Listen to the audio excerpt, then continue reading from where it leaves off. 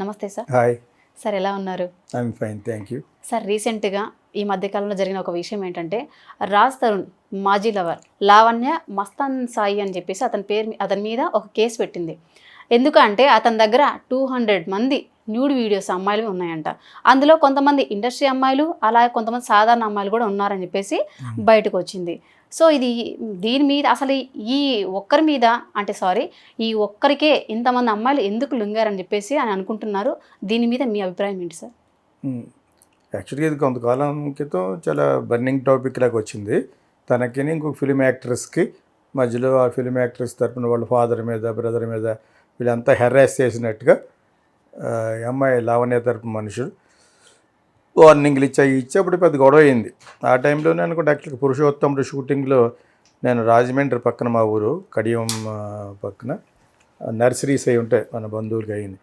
నేను రాజమండ్రిలో హోటల్లో బ్రేక్ఫాస్ట్ చేస్తున్నప్పుడు కలిశారు ఇతను కెమెరామెన్, ఆ పురుషోత్తముడు ప్రొడ్యూసరు, ఆ అమ్మాయిలందరూ. తర్వాత మీరు అక్కడ కాదు మా ఫీల్డ్లో చీడాకి వెళ్తున్నారు అని చెప్పి అక్కడ నేను కలిశాను. సరదాగా కూడా మాట్లాడాను. అతను ఆల్రెడీ కొంచెం ఈ విధంగా ఉన్నాడో నాకు తెలుసు. అంటే ఈ అమ్మాయి గురించి కాదు, జనరల్గా ఆ వయసులో ఉంటారు యాక్ట్రెస్. సో నువ్వు ఇంకా పైకి రావాలి, మంచి యాక్టర్ అతను, రావాల్సింది ఎందుకు రాలేకపోయి ఉన్నాను, అంత అయిపోయింది. దాని తర్వాత నేను అక్కడికి వచ్చిన తర్వాత ఈ గొడవ స్టార్ట్ అయింది. అది ఇంకా ఫినిష్ అవ్వలేదు కూడా. దాని తర్వాత ఏ కొట్టుకున్నారు అంత మనకు తోచింది చెప్పాం. ఎవరి తరపు న్యాయం అనేది మనం చెప్పే అంత జడ్జిలు కాదు, కానీ బట్ జనరల్గా ఇలా జరుగుతూ ఉంటాయి కాబట్టి ఆ జరిగిన విషయం మీద సమీక్షగా చెప్తాను నేను. యాక్చువల్గా నాకు తెలిసింది ఏంటంటే అతను జూబ్లీస్లో ఇక్కడ బ్యూటీ పార్లర్ ఉందన్నమాట. ఆ బ్యూటీ పార్లర్లోకి వెళ్ళి ఈ అమ్మాయిల్ని వాళ్ళని ఇతనే కాదు ఇంక 2-3 యాక్టర్స్ కూడా ఉన్నారు ఇందులో. మొన్న ఏదో నేను విన్నది ఏంటంటే నిఖిల్ కూడా ఉన్నాడు అని చెప్తున్నాను. నిఖిల్ కూడా ఉన్నాడు అని విన్నాను. అది జనరల్గా ఇవన్నీ ఆ వయసులో కుర్రోళ్ళకి ఉంటాయి జనరల్గా, ఎందుకంటే అందరితోటి హీరోయిన్తో ఉండకపోవచ్చు వాళ్ళకి. సో జనరల్గా వాళ్ళు వేరే ఇటువంటి అరేంజ్మెంట్స్లో ఉంటూ ఉంటారు.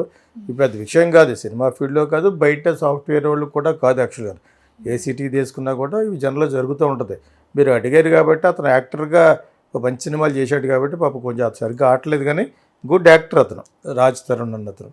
సో ఇలా చేయడం వల్ల ఒక గుడ్ ఒక బ్యాడ్ జరుగుద్ది. గుడ్ ఏంటంటే మంచి పబ్లిసిటీ వస్తుంది. మళ్ళీ రాజ్ తరుణ్ ఉన్నాడు అనమాట, బయటకు వచ్చాడనమాట గూట్లో రామచిలకలాగా అన్నట్టుగా ఉంటుంది. ఈ అమ్మాయి వదలకుండా అతని దగ్గర ఏదో కాంపన్సేషన్ బాగా కొట్టడం కోసం అతని మీద పర్సనల్ వెంజన్స్ తోటి గ్రెడ్జ్ పెట్టుకుని చేస్తున్నట్టుగా నాకు అనిపిస్తుంది. ఇప్పుడు 200 వీడియోలు ఉన్నాయని అని మనకు చెప్పాయి కాబట్టి నిజంగా ఉన్నాయా అని అడిగితే నాకు తెలియదు అంటారు. నాకు తెలియదు. మరి జడ్జి గారు అడగరా, కేసు ఫైల్ రిట్ పిటిషన్ వేస్తే ఏదో క్రిమినల్ కేసు ఏదో పెడుద్ది. అందుకని ఎందుకు పెడుతుంది? నేను విన్నది ఏంటంటే పోలీసులతో చాలామందితోటి లాలూచొయ్యి బాగా మాట్లాడుతూ నాకు ఇలాగ అన్యాయం జరిగింది కాబట్టి పెట్టి అయితే కేసు అంటే వాళ్ళు పెట్టమంటారు. పోలీసులు ఏం చేస్తారు? ఓకే, ఎవరు వెళ్ళి రిక్వెస్ట్ చేస్తే వాళ్ళని కేసు పెట్టండి అంటారు. ఆ విధంగా పెడతారు. మధ్యరకనే వాళ్ళని ఇరికించడం కంటే ఈ అమ్మాయి వాళ్ళతోటి సరిగ్గా మాట్లాడుతూ ఎక్స్ప్లెయిన్ చేసింది కాబట్టి ఈ కేసు పెట్టమన్నారు. రేపు పెట్టిన తర్వాత కోర్టులో అడుగుతారా? అతని తరపున ఒక లాయర్, ఈ అమ్మాయి తరపున లాయర్ వాదించే కేసే ఇది. ఆల్రెడీ జరుగుతుందే కదా, జరుగుతుంది. అతను మామూలుగా జరుగుతున్న కాన్సిక్వెన్సెస్ని బట్టి ఈజ్ బిహేవింగ్. అతను మరి సినిమాలు ఉన్నాయో లేదో తెలియదు, కానీ సో అమ్మాయి ఏదో విధంగా అతని దగ్గర ఏదర్ ఫర్ మనీ, లేకపోతే లాయర్ డబ్బులు ఇవ్వాలి కదా, మనీ గురించి కానీ అతని కెరీర్ని పర్సనల్గా దెబ్బతీయాలనే మంచి ఉద్దేశంతో కానీ, మంచిగా చెడ్డ ఉద్దేశంతో కానీ రెండింటి వల్ల చేయొచ్చు. ఇవి చేయడం వల్ల రేపొద్దున్న జడ్జి గారు డెఫినెట్గా అడుగుతాడు, సరే తీసుకురా 200 వీడియోస్నని. ఎవరైతే పోలీస్ డిపార్ట్మెంట్ కూడా ఈ అమ్మాయికి సపోర్ట్ చేస్తుందో అడుగుద్దు, తీసుకురాగలిగితే డెఫినెట్గా పెడతారు, మొక్కలో పెడతారు. రాజ్ తరుణ్ అయితే ఆవిడ పెద్ద హీరోయిన్ కూడా ఆ వీడియోలు ఎందుకు తీశారు? బ్లాక్మెయిల్ చేసే ఉద్దేశంలో చేస్తారు. వీడియోలు ఎందుకు చేస్తారు? సాధారణంగా ఒక అమ్మాయితో ఒక అబ్బాయి సెక్షువల్గా పాల్గొన్నాడంటే అది కావాలని ఎందుకు తీస్తారు? ఫర్దర్గా బ్లాక్మెయిల్ చేయడానికి, లేకపోతే అవి చూసి చేయరు కదా. ఆ టైప్ ఆఫ్ అంటే ఏదో సైకో కిల్లర్ అయి ఉండాలి. సైకో వాళ్ళు తప్పితే అలాగ నేను ఒక అమ్మాయితో ఉన్నప్పుడు ఫోటోలు కానీ వీడియోలు కానీ తీసుకున్నాడంటే మూడో వ్యక్తి ఇన్వాల్వ్డ్, ఆర్ లేకపోతే కెమెరా అక్కడ పెట్టేసి ఉండాలి, ఆర్ రూమ్లో కెమెరా ఉండాలి. ఈ 3 పద్ధతుల్లోనే తీయాలి. ఎవడన్నా తీయాలి చాటుగాను. ఆ నిత్యానంద స్వామి మీద తీశారు, ఆవిడ కిటికీలోంచి ఆ టైపులో అయినా ఉండాలి, లేకపోతే ఆల్రెడీ ఫిక్స్డ్ కెమెరా ఉండాలి. ఇప్పుడు చాలా వచ్చేసినాయి. ఒక 500 రూపాయలు పెడితే కెమెరా అతను చిప్ ఉంటుంది లోపల, అది మొత్తం రూమ్ అంతా కవర్ చేస్తుంది. అలా వచ్చినాయి కదా, రామానాయుడు గారి అబ్బాయి మీద వచ్చినాయి.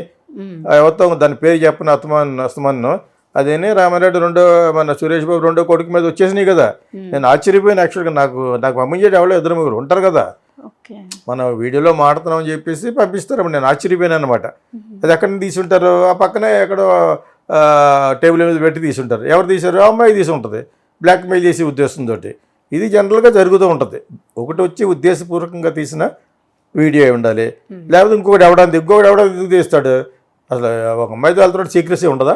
ఒక గెస్ట్ హౌస్కి వెళ్ళినా ఎక్కడికి వెళ్ళినా సీక్రెట్గా ఉంటారు. ఎలా తీస్తారు? యాక్చువల్గాను ఇట్స్ ఇంపాసిబుల్. రూమ్లో ఉన్నా కూడా అక్కడికి వెళ్ళి చెప్తారు కట్ చేయమని. అదే లేకపోతే అక్కడ గుడ్డ వేస్తారు, అక్కడ ఎవరు క్లాత్ వేస్తారు.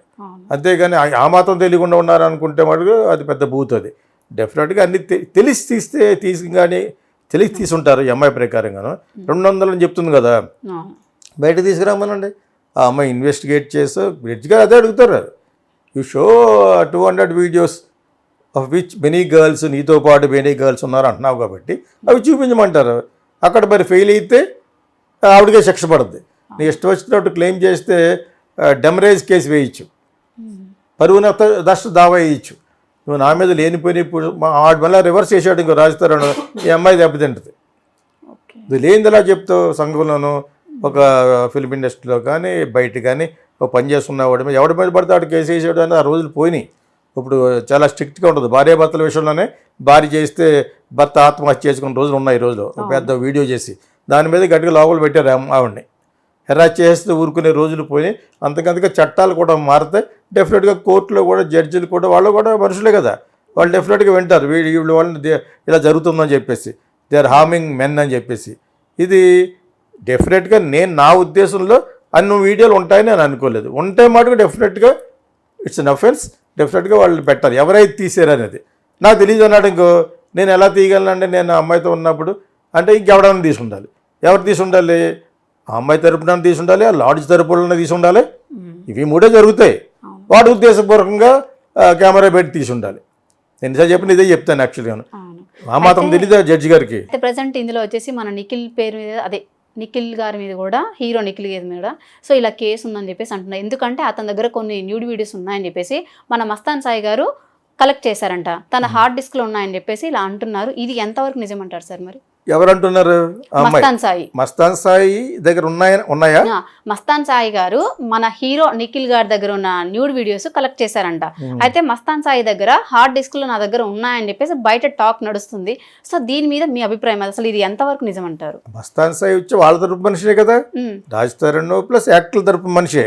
అతని దగ్గర హార్డ్ డిస్క్ లో వీళ్ళందరూ ఉన్నాయని చెప్పేసి ఎక్కడో అన్నట్టుగా పోగొట్ట, అంతేనా? అది కూడా ప్రూవ్ అవ్వలేదు. ఉన్నాయని అనుకుంటున్నారని. ఇప్పుడు పుట్టిందంటే పురుగులు పట్టేసి అంటారు సంఘంలో. అలా సోషల్ మీడియా వచ్చిన తర్వాత ఇంకా ఎక్కువ అయిపోయింది. మస్తాన్ సాయి కానీ అన్న అతను నా దగ్గర వీడియోలు ఉన్నాయని ఎవరితో చెప్తాడా? ఎందుకు చెప్తాడు? వాళ్ళ బ్లాక్మెయిల్ చేసే ఉద్దేశంతో అతని దగ్గరైనా ఉండాలి. ఆ యాక్ట్రెస్ తరపున వాళ్ళ యొక్క కేర్ టేకర్ అయితే కేర్ టేకరో లేకపోతే వాళ్ళలో కూడా ఈ కాన్స్పిరసీలో వాళ్ళ యొక్క ఈ చేసే యథవేషాల్లో అతను కూడా పార్ట్ అండ్ పార్సల్ అయి ఉండి అతనే మెయిన్ సూత్రధారుడు అయి ఉంటే అమ్మాయిని సప్లై చేయడంలో అతను ఉంటే ఎవరి దగ్గర బెస్ట్ ఫ్రెండ్కి చెప్తాడు. అందుకే అది కూడా ఎందుకు చెప్తాడు? వీళ్ళు ఏ ఉద్దేశంలో తీసారనేది జడ్జి డెఫినెట్గా అడుగుతాడు. అది కానీ నిజమైతేనే. నేను ఇది నిజమని అనుకుంటలేదు.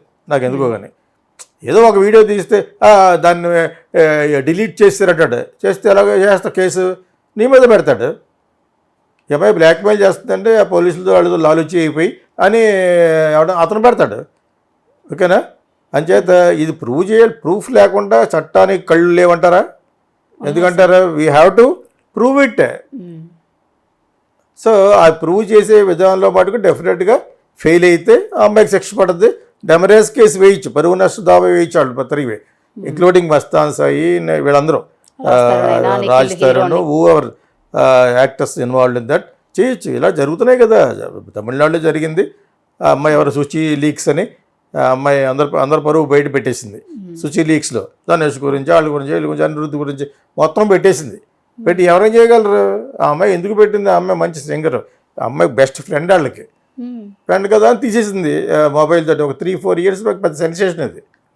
ఆ విధంగా మస్తాన్ జాయ్ తీశాడా, ఇంకెవరైనా తీశారా? వీళ్ళు తీయమనుకుండా ఎందుకు తీస్తారు? సాధారణంగా పార్టీ జరుగుతూ ఉంటుంది, రేవ్ పార్టీ లాగా ఇలా తీస్తూ ఉంటారు. ప్రతి ఒక్కరి దగ్గర కెమెరా ఉంది, ఇప్పుడు ప్రతి ఒక్కరు ఫిల్మ్ మేకరే. అంచేత ఆ విధంగా తీసినవన్నా చూపించమంటాడు జడ్జి గారు, ఇన్వెస్టిగేట్ చేయమంటారు. చేసినప్పుడు వీళ్ళు అవి దొరికితే ఓకే, డిలీట్ చేస్తే సాధారణ ఒక దాంట్లో షూట్ చేసి రీట్రీవ్ చేయొచ్చు. రీట్రీవ్ అంటారు దాన్ని, చేయొచ్చు ఒక టెక్నిక్, సాఫ్ట్వేర్ ఉపయోగించి. ఆ విధంగా ఏదో విధంగా నువ్వు నాకు చూపించి అంటారు. 200 కాదమ్మా, ఒక 50 చూపించి అంటారు. చూపించగలదా? అది $1 మిలియన్ క్వశ్చన్. ఇప్పుడు నా ఉద్దేశ ప్రకారంగా ఇది పెద్ద పబ్లిసిటీ స్టంట్. ఆ అమ్మాయికి ఏదో విధంగా అతనిలా ట్రబుల్ చేస్తున్న ప్రాసెస్లో డెఫినెట్గా కాంపన్సేషన్ ఇవ్వాలి. నీకేం కావాలని అడుగుతాడు జడ్జి గారు. నాకు కాంపన్సేషన్ ఇస్తే నీ పరువు పోద్దా? పోయిన పరువు వచ్చేస్తుందా? రాదు కదా. ఇవన్నీ కూడా హైపోథెటికల్, మనం ఊహించుకునే ఊహాజనితమైన ఆన్సర్స్. ఇది ఎందుకు చేస్తుంది అనేది డెఫినెట్గా జడ్జికి అక్కడ కూర్చున్న అందరికీ తెలుసు. ఎందుకు చేస్తుంది అనేది తెలిసిపోతూ ఉంటుంది ఆర్గ్యుమెంట్లో. మీకు అర్థమైందా? ప్రాసిక్యూట్ చేసినప్పుడు ఆర్గ్యుమెంట్ చేస్తుంటే ఆ ఆర్గ్యుమెంట్స్ తెలిసిపోద్ది యాక్చువల్గా. నా ఉద్దేశ ప్రకారంగా డెఫినెట్గా అవి చూపించాలి. ప్రూఫ్ లేకుండా ఎవరి మీద పడితే వాళ్ళ మీద మీటూ లాగా. మీటూ వచ్చింది అంతకు ముందు. నేను 4-5 ఎగ్జాంపుల్ చెప్పాను. మీటూ అంటే ఏంటి? ఆడు ఎప్పుడో 20 ఏళ్ళ క్రితం నేను గోకేయండి. ఏంటి ప్రూఫ్? గోకితే ఎందుకు గోకించుకున్నావు మరి నువ్వు? నేను ఎప్పుడు చేసినదేమో అంటాను. అప్పుడు నీకేంటి? అప్పుడు నీకు నోరు రాలేదు. 20 ఏళ్ళ క్రితం చెప్పేస్తే నమ్మేయాలి కోర్టు. అలా అసలు